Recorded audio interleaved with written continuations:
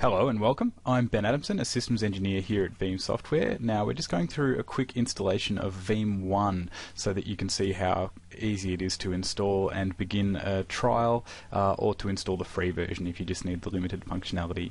So I'm just on a small lab machine here, so I'm going to speed up a few bits. If it speeds up, it'll tell you. Also, there's a clock down the bottom right if you are curious about how long it does take to do the installation, but let's focus on speed, more just getting you through the installation. So far we've just selected our license file. We're just going to have a look at a quick comparison table of the difference between the free and the licensed version. So you can see here there's quite a lot of limitations in the free version, but it will be good for some people in meeting a few day-to-day needs and also just in having a longer term look at the product.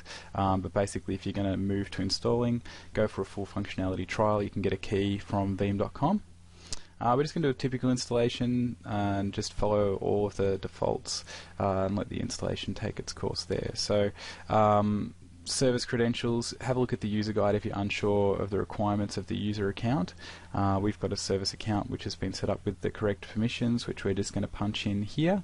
Also access into your SQL infrastructure if it's existing or if it's a new one, and then access into VMware as well, or Hyper-V. So making sure that you've got all the permissions correct. The user guide is really straightforward and it's a real life document, so you shouldn't have any hassles in terms of being able to quickly get the information that you need. So once the the installation kicks off, the key thing that's going to take the longest if you haven't got SQL installed, it will need to stand up an installation of SQL Express, which does take quite a long time, so we've cut out some of that, and then also just the remainder of the installation, just copying the files and doing all that stuff. So I've sped that up a little bit for you as well.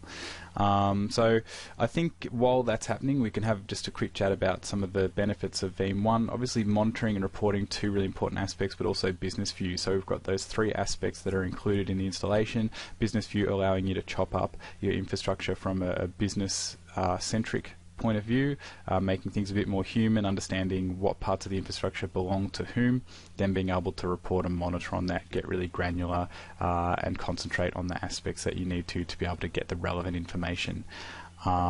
Great thing about Veeam ONE obviously is that you don't need to do a lot of configuration on the hypervisor itself. You don't need to be pushing out agents onto each of the VMs or anything like that. We're just going to connect through the APIs of vCenter or individual hosts, and we're going to pull that information out and allow us to work with it and manipulate it and present it back graphically.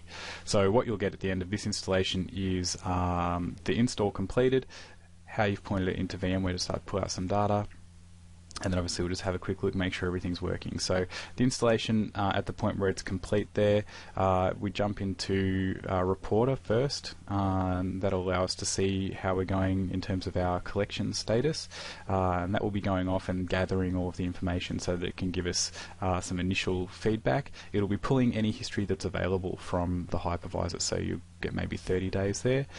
You can see there we've got the collector, it's active, it's bringing back information for us. Once that hits 100%, we'll be able to have a look at some feedback there in the system. We'll just jump into Veeam Monitor and see how that's faring as well. So you can see that we've got the information for vCenter, going down into the cluster view, the information's there. It's a pretty basic setup that I've got, so you can see it's pretty bare bones in terms of the number of events and the information that's collected just in my own lab, but it's definitely up and working and ready for the trial to commence. So we can start to see how it operates, what the value is, and you know, how we can move towards using that in the long term. Back into Veeam Reporter now, which has finished its collection. We'll just have a look at one of the dashboards to see some trending information. We can see here in the VMware Trends view we've got not a whole lot of information. As I say, my lab is shut down a lot of the time, so although you know, we can see there we've got information in and it's accurate. So everything's up and running and we're ready to begin our trial. So if you've got any questions, please don't hesitate to let me know. Veeam.com is a great resource as well. Hope this has been useful.